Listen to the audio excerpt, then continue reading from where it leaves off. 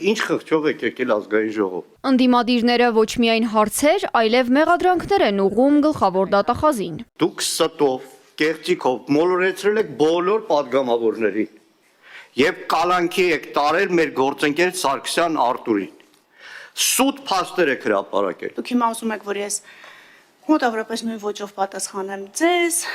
օրինակ ոնց որ դուք եք ինձ վիրավորում, ես իջնեմ այդ մակարդակից սկսեմ վիրավորել ձեզ ու դառնա այն, ինչի մեջ երևի դուք շատ հմուտ եք, բայց ես այդպես բան չեմ արել ու չեմ անելու։ Աննա Վարդապետյանը լարված մթնոլորտում էր ներկայացնում իր գլխավորած կառույցի նախորդ տարվա գործունեությունը։ Պնդում էր 2025 թվականին 2.5%-ով նվազել է կալանքը որպես խափանման միջոց ընտրելու դատարան ներկայացված միջնորդությունների տեսակարար կշիռը, մեղադրյալների ընդհանուր թվի համեմատությամբ։ Քանի կոպեկի արժեք ունի ձեր հաշվետվությունը, մենակ Դավիթ Մինասյանի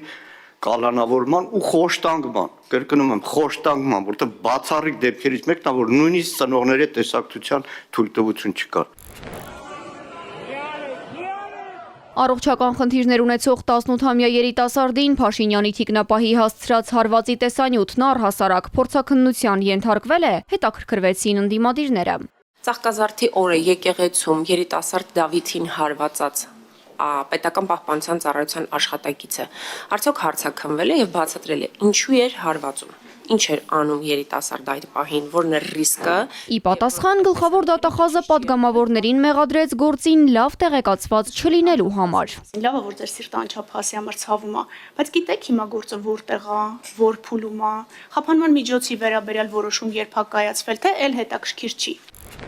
Գլխավոր դատախազին բոլորից շատ հարցեր ունի Բագրատ Սրբազանը, դրանք փոխանցում է Գեգամ Մանուկյանը։ Ինչպես եք վերաբերում այն հանգամանքին, որ մեղադրական եզրակացության մեջ եւ դրանից դուրս գտնվող այսպես կոչված գաղտնալսումների շուրջ 50%-ի մասով գրված է չի լսվում։ Չի լսվում, քանի որ որևէ մեկ կառույցի կողմից միջամտություն է եղել այն միտումնավոր ջնջելու, թե իսկապես չի լսվում։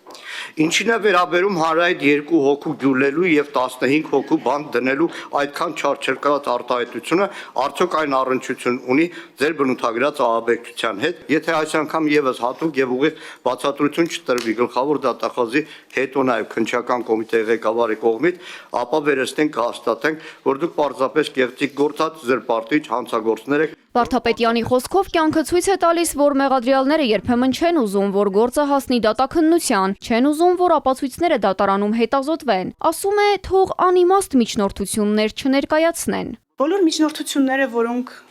դուք վկայակոչել եք դատարանի կողմից, որտեղ վարույթն իրականացնող մարմինը դատարանն է,